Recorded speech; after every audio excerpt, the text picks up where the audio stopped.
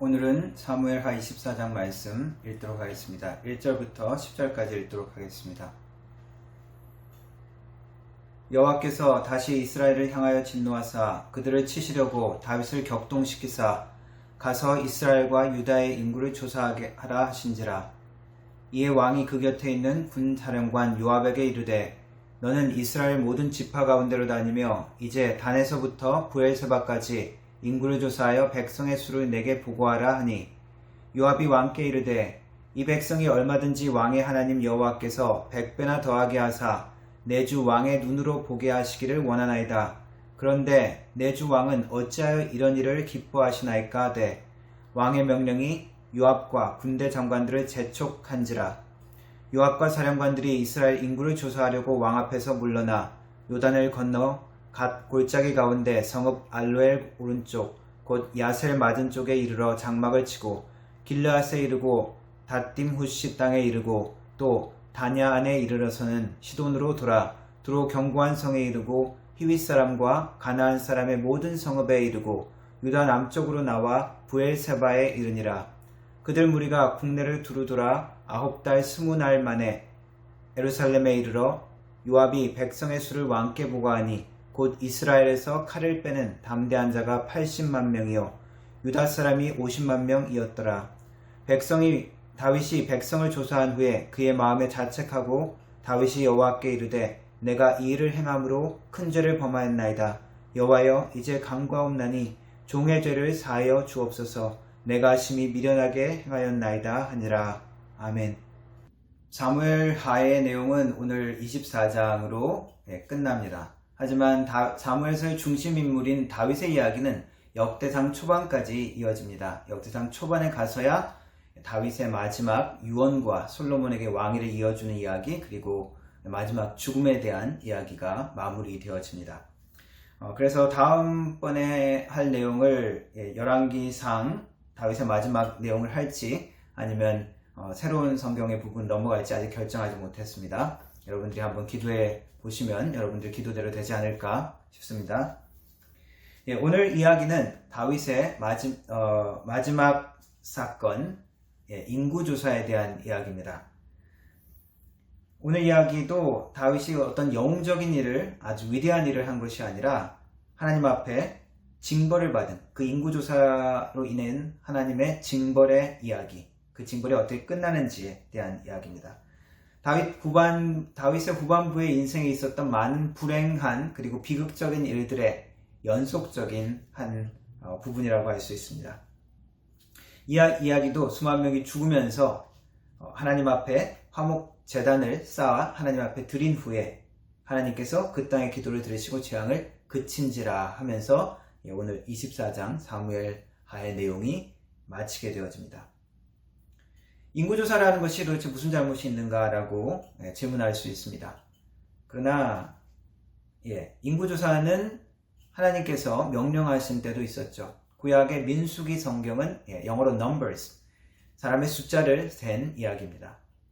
이처럼 하나님께서 명령하신 일이 될 수도 있습니다. 그러나 오늘 이야기는 하나님과 상관없는 악한 행동이 될 수도 있다는 것을 우리에게 가르쳐주고 있습니다.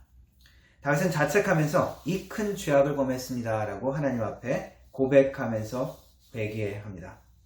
왜 이것이 범죄가 되어지고 이 범죄로 인해서 어떤 일이 일어났는지 살펴보도록 하겠습니다. 먼저 오늘 내용을 통해서도 하나님이 가르쳐 주시는 것은 시험은 하나님께서 허락하시고 주시는 것이다 라는 사실입니다. 오늘 성경 본문은 난의 구절이라고도 알려져 있습니다. 왜냐하면 첫 부분에 여호와께서 그들을 치시려고 다윗을 격동시키사 라고 나와 있습니다. 다윗이 어떤 주도적으로 잘못을 했다라기보다는 하나님께 책임이 있는 것처럼 설명을 하고 있죠. 똑같은 이 다윗의 인구조사에 대한 이야기의 기록이 역대상하에도 기록되어 있습니다. 역대상하는 연대기라는 뜻입니다. 크로니클. 조금 다른 시각에서 기록한 부분인데 이 부분에 대해서 어떻게 기록하고 있냐면은 사탄이 일어나 이스라엘을 대적하고 다윗을 충동하여 이스라엘을 계수하게 하니라 라고 표현하고 있습니다. 이 부분까지 참고하면은 하나님과 사탄이 같이 원인이 되어서 이 일들을 하게 한 것처럼 그렇게 나와 있죠. 그런데 성경을 보면은 어떤 시험 당하는 그 과정이 하나님과 사탄이 원인이 된 것처럼 이야기하는 성경의 부분들이 있습니다. 욥의 이야기가 그렇죠. 욥이 고난을 받을 때 하나님께서 다 사탄을 사용하셔서 사탄에게 허락하셔서 욥을 시험하게 하십니다. 그리고 신약에서 예수님께서 광야에서 시험을 받으실 때 이야기가 나오는데 성령에 이끌려 광야로 가셔 사탄에게 시험을 받으셨다라고 표현하고 있습니다. 그렇다면 이 모든 시험에 관한 부분들 사탄이 그리고 하나님께서 그것을 원인을 제공했으니 사람이 잘못한 것이 아니라 그 사람이 넘어진 것이 잘못이 아니라 하나님께 문제가 있다라고 이야기할 수 있지 않을까. 이것을 볼 때 우리는 다시 한번 시험에 대해서 시험의 의미, 성경에서 이야기하는 시험이 무엇인가 다시 한번 살펴보아야 합니다. 시험의 의미를 야고보 사도는 야고보서 1장에 이렇게 설명하고 있습니다. 1장 말씀 읽어드리겠습니다. 시험을 참는 자는 복이 있나니 이는 시련을 견디어 낸 자가 주께서 자기를 사랑하는 자들에게 약속하신 생명의 면류관을 얻을 것이기 때문이라. 사람이 시험을 받을 때 내가 하나님께 시험을 받는다 하지 말지니 하나님은 악에게 시험을 받지도 아니하시고 친히 아무도 시험하지 아니하시느니라. 오직 각 사람이 시험을 받는 것은 자기 욕심에 끌려 미혹됨이니 욕심이 잉태한즉 죄를 낳고 죄가 장성한즉 사망을 낳느니라. 내 사랑하는 형제들아 속지 말라. 온갖 좋은 은사와 온전한 선물이 다 위로부터 빛들의 아버지께로 내려오나니 그는 변함도 없으시고 회전하는 그림자도 없으시니라. 무슨 얘기를 하고 있는 것입니까? 시험과 어려움이 있을 때 하나님이 원인이라고 그렇게 비난하게 되는 그러한 것들에 속지 말라는 것입니다. 하나님이 죄의 원인이 아니라는 것이죠. 하나님은 사이코패스가 아닙니다. 우리가 넘어지는 것을 보고 기다렸다가 우리가 잘못하는 것을 보고 기다렸다가 그래 너 잘못했지 그러고 벌 주시는 것을 즐기는 분이 아니라는 것입니다. 하나님이 어떤 분이라고 설명하십니까? 좋은 것을 온갖 좋은 선물을 주시기 원하시는 것이 하나님이라는 것을 가르쳐주고 있습니다. 고통과 시험 때문에 하나님을 원망하게 되는 것은 우리가 속고 있는 것입니다. 세상은 모든 것들에 하나님을 원망하게 이야기를 하고 있죠. 이 성경을 다시 한번 잘 보면 12절의 시험은 시험을 참는 자는 복이 있나니 라고 이야기했을 때는 테스트입니다. 하나님께서 우리를 테스트하는 것이라고 이야기하고 있고 13절, 14절의 시험은 사람이 시험을 받을 때 내가 하나님께 시험을 받는다 하지 말지니 하나님은 악에게 시험을 받지도 않으시고 아무도 시험하지 않으신다. 이때 시험은 temptation, 유혹이라고 나와 있습니다. 하나님은 유혹하고 미혹하시는 분이 아니라 시험을 통해서 사람이 넘어지고 죄악 가운데 고통하는 것을 즐기시는 분이 아니라는 것입니다. 사람이 우리가 죄악 때문에 넘어지고 죄악에 빠져서 고통스러울 때 인간들이 잘 발휘하는 능력이 있습니다. 책임 전가의 능력입니다. 누구 때문에 그랬습니다. 내 환경 때문에 그랬습니다. 우리 가족 때문에 그랬습니다. 우리 부모님 때문에 내가 이렇게 됐습니다. 내 친구들 때문에 내 환경 때문에 그렇습니다. 정부 때문에 이렇습니다. 핑계하고 책임을 전가하는 것. 특별히 그것이 계속 올라가면 어떻게 됩니까? 모든 것들의 근원되는 하나님. 하나님을 원망하고 비난하고 책임을 돌리는 것을 그치라는 것입니다. 속지 말라는 것입니다. 시험을 허락하고 자유의지를 주시는 것은 하나님께서 우리 인간을 사랑하시는 엄청난 사랑의 표현입니다. 우리를 존중할 만한 존재, 책임 있는 존재로 대우하시고 그렇게 만드셨습니다. 아담과 하와의 경우에도 그리고 욥의 시험에도 다윗이 인구조사라는 이것도 예수님이 시험을 받으실 때도 시험에 걸려 넘어지는 것은 자기 욕심에 이끌려서 미혹돼서 죄에 빠지는 것이고 결국 사망으로 이끌게 되는 것이라고 성경은 분명히 이야기하고 있습니다. 사람들은 이렇게 불평하기도 하죠. 하나님 왜 지옥을 만들어서 사람들을 지옥에 보내게 하십니까? 그런데 그 원인을 하나님이 아니라 분명히 사람의 죄악 때문에 그 사망이 있다고 이야기하고 있습니다. 교도소가 있기 때문에 사람들이 교도소에 가는 것이 아니냐. 사람들이 이렇게 이야기할 수 있습니까?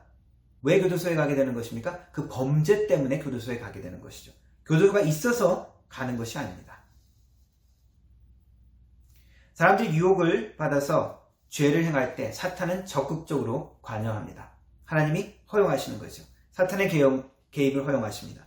가룟 유다가 예수님을 팔 때 가룟 유다의 마음에 사탄이 들어갔다라고 표현하고 있습니다. 초대교회 때 아나니아와 삽비라가 밭을 판 돈이라고 교회 베드로 앞에 나와서 돈을 바친 일이 있습니다. 그래서 이것이 모든 돈입니다라고 거짓말을 했죠. 그때 베드로가 이야기했습니다. 사탄이 내 마음에 가득하여 내가 성령을 속이고 있다라고 하나님의 심판을 이야기합니다. 사탄이 유혹했다 해서 우리 사람이 책임을 회피할 수 없습니다. 아담과 하와가 하나님께서 선악과를 왜 만드셨습니까? 우리가 넘어지게. 그렇게 변명할 수 없습니다. 어떤 사람은 이렇게 비유합니다.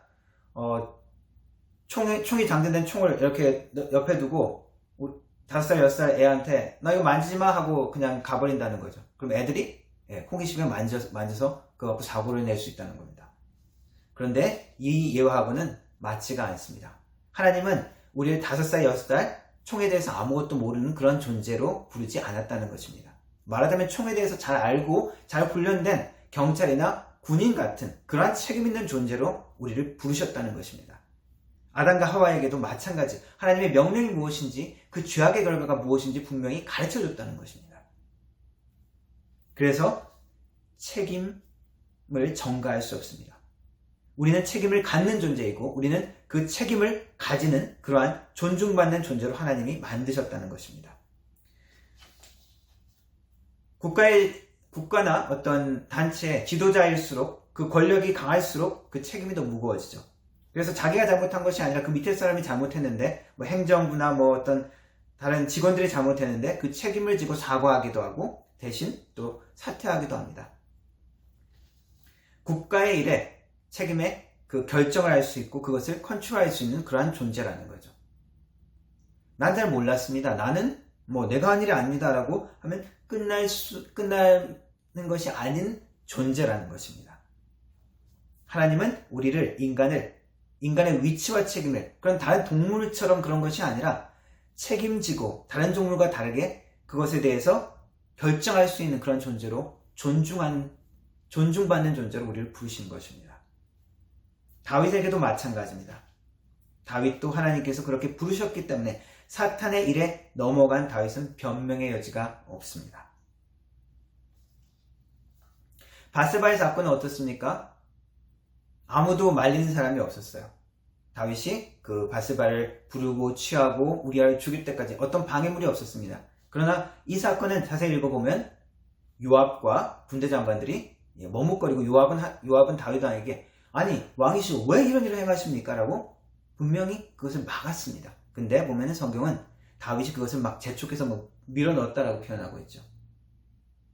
다윗이 아무리 과거에 영웅적인 일을 했다 할지라도 아무리 그 마음이 신실한 사람이라고 우리가 하지만 그러면서 그건 어쩔 수가 없어서 다윗이 또 죄를 졌습니다라고 이렇게 이야기할 수도 옹호할 수도 없다는 것입니다. 다윗의 죄악은 무엇입니까? 다윗의 죄악은 하나님 앞에 교만한 것입니다. 다윗의 죄악은 지금 하나님을 생각하는 것이 아니라 자신의 업적을 생각하고 있는 것이죠. 무엇을 우리는 세고 있는지, 무엇을 우리는 기뻐하는지 그것을 살펴보아야 합니다.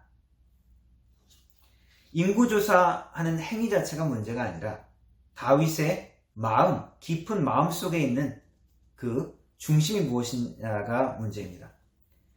다윗이 인구조사를 했는데 이 군대가 얼마나 많이 있습니까? 100만이 넘는 아주 큰 힘이었습니다. 고대 근동지방에서의 이렇게 100만이 넘는 군사력은 엄청난 것입니다. 역대상의 기록은 조금 차이가 있습니다. 사본의 전달 과정에서 누락될 수도 있고 대략의 숫자를 기록하는 습관도 있고 그렇기 때문에 성경의 기록은 정확한 숫자를 전달하는 그 정보의 전달의 목적이 아니라 숫자가 주는 전체적인 그런 메시지가 중심이라고 생각하시면 될 것입니다. 어쨌거나 이 100만이 넘는 이러한 숫자, 수많은 전쟁에서 승리로 자신의 업적을 쌓은 다윗에게는 자신의 군사력은 엄청난 그의 자랑이었을 것입니다. 그의 기쁨과 자랑 어디에 있었습니까? 군사력입니다. 나의 많은 이 군사력을 보라. 그러면서 세면서 기뻐하고 있는 것이죠. 즐거워하고 있는 것입니다. 나의 성과를 자랑하는 것, 그것이 잘못된 것일까요? 내가 열심히 한 것을 보람있게 느끼고 그것을 자랑스럽게 생각하는 것은 죄가 아닐 것입니다. 그러나 하나님을 믿는 우리에게 하나님이 보시는 것은 우리 속에 있는 깊은 의도입니다. 깊은 곳에 있는 우리의 기쁨, 우리의 중심이 어디에 있느냐는 것이죠. 하나님이 우리의 삶의 중심이 아닌 이상 다른 모든 것은 우리의 삶의 우상이 될 수 있습니다.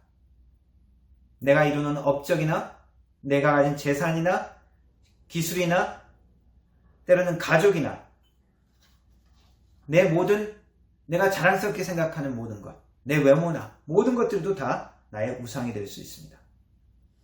다윗은 자신의 지금 군대를 세워보면서 자신의 군사력과 자신의 업적을 세워보면서 기뻐하고 자만심에 가득 차 있는 것입니다. 우리는 무엇을 바라보면서 무엇을 세면서 기뻐하고 있습니까? 그동안 모아놓은 은행에 돈, 그 숫자를 보면서 기뻐하고 있습니까? 그것에 대해서 내가 보람과 기쁨을 느끼고 있습니까? 아니면 내가 쌓아놓은 어떤 업적, 내가 이루어놓은 학위나 기술이나 재능이나 그것을 가지고 거기에 나의 기쁨을 두고 있습니까? 아니면 나의 건강이나 외모를 두고 흐뭇해하고 있습니까? 아니면 우리 자녀들의 이루어놓은 것을 보고 거기에 나의 기쁨과 자랑을 두고 있습니까? 뭐가 잘못됐다는 말입니까?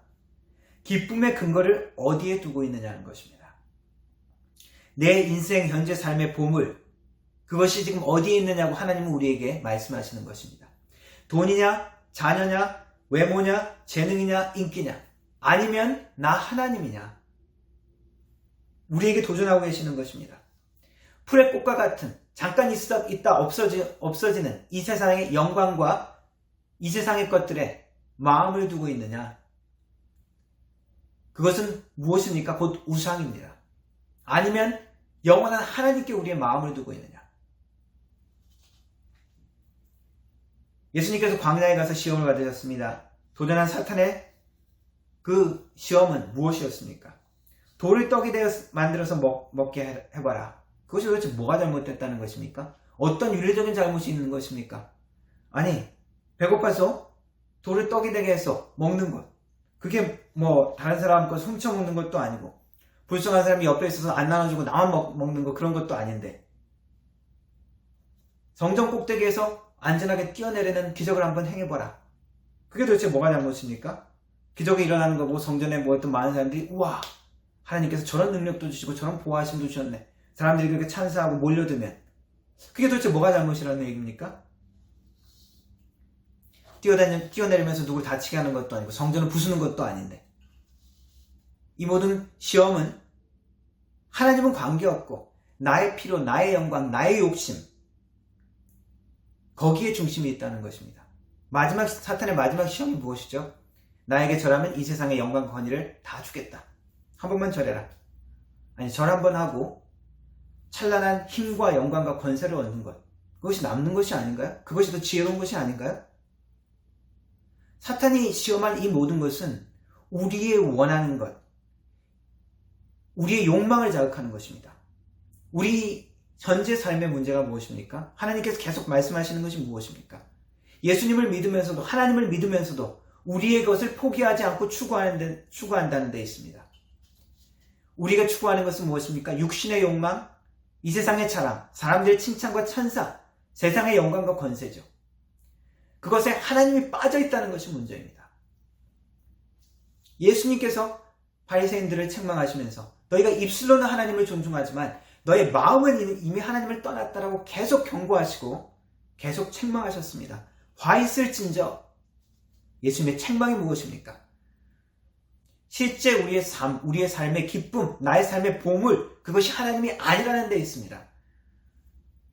하나님으로부터 우리는 떨어진 그 마음에 대해서 하나님이 경고하고 계시는 것입니다. 무엇을 세어보면서 우리는 기뻐하고 있습니까? 무엇을 세어보면서 우리는 만족하고 있습니까?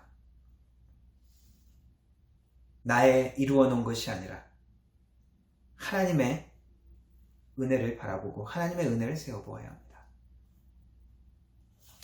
1절 말씀 다시 한번 읽어보겠습니다. 여호와께서 다시 이스라엘을 향하여 진노하사 그들을 치시려고. 하나님께서 이스라엘을 이제 심판하셔야 되는 상황이 된 것입니다. 어떤 상황 때문에 이스라엘이 지금 잘못 때문에 하나님이 다시 진노하셨다고는 구체적으로 나와 있지 않습니다. 그러나 하나님께서 이제 그것을 다루셔야 하는 상태, 이스라엘 백성들의 상태라는 것입니다. 다윗은 어떤 사람입니까? 하나님의 마음을 쫓는 자라고 평가를 했습니다. 하나님 자신의 마음, 하나님의 그 깊은 마음만을 쫓는 사람, 그런 사람을 하나님은 지금 만들어가고 계시기 때문에 다윗의 지금 이 상태는 하나님이 반드시 다루셔야 합니다. 우리의 모든 상황에서도 하나님 말씀하십니다. 너의 마음이 지금 어디 있느냐? 네 인생의 보물을 지금 어디에 두고 있느냐? 네가 지금 무엇을 세워보면서 기뻐하고 있느냐? 우리에게 말씀하고 계십니다. 그 하나님의 음성을 듣기를 원합니다. 하나님은 우리를 사랑하시기 때문에 우리에게 시험을 없이 가만히 두지 않습니다. 우리를 위대하게 만드시기 원하시기 때문에 시험도 허락하십니다.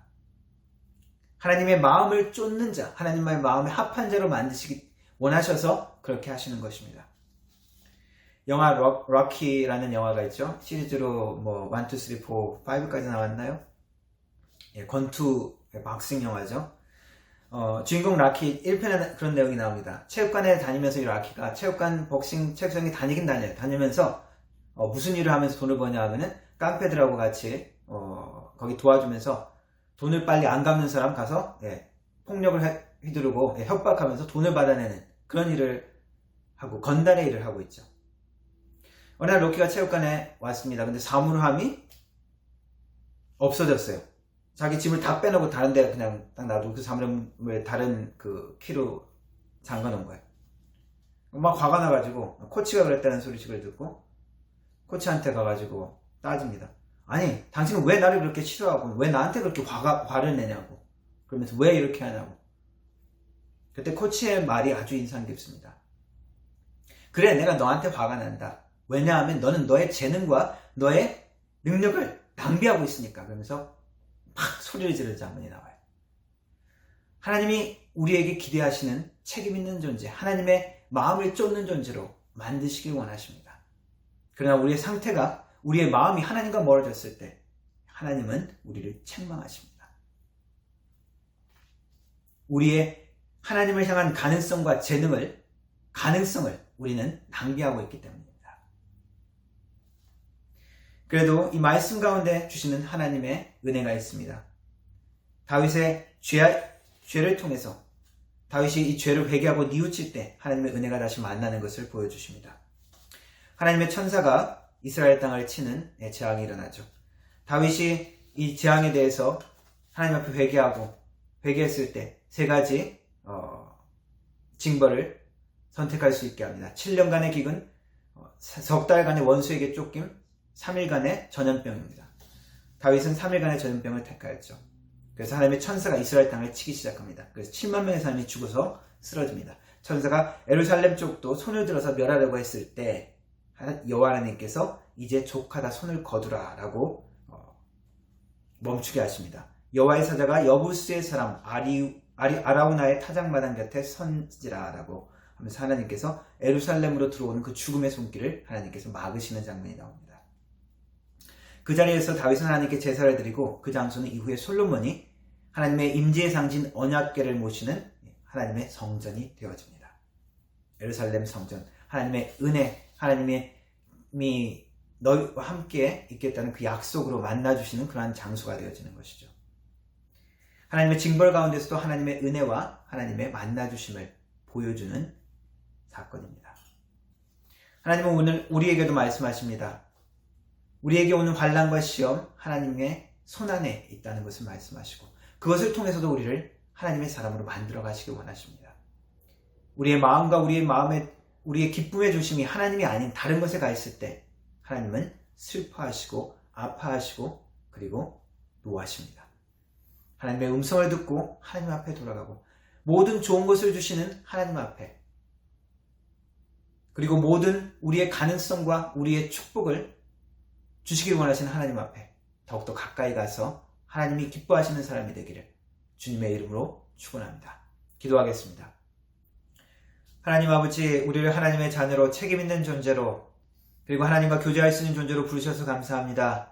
하나님 아버지, 우리가 삶의 어려움과 환난과 시험을 만날 때마다 하나님이 주시는 힘과 능력으로 주님께 기도함으로 주님을 신뢰함으로 이겨나갈 수 있게 하시고 시험에 넘어지는 것이 아니라 시험을 잘 통과하여 하나님께 영광 돌릴 수 있도록 도와주옵소서. 하나님께서 허락하신 우리의 모든 많은 온갖 좋은 것들, 그 축복을 누리기에 부족함이 없도록 하나님 우리에게 주신 기회 가운데, 하나님이 우리에게 주신 도전 가운데 하나님 그것을 하나님께 돌려드릴 수 있는 하나님의 자랑스러운 자녀들이 될 수 있도록 도와주시고 하나님의 백성들이 될 수 있도록 도와주옵소서.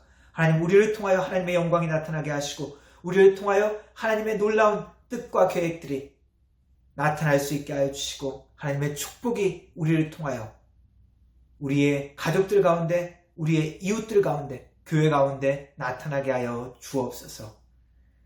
환난 가운데서도 그리고 하나님의 심판 가운데서도 은혜를 베푸시는 하나님 감사를 드립니다. 주님의 은혜를 세워보는 우리의 삶이 되어지게 하여 주옵소서. 예수님의 이름으로 기도합니다. 아멘.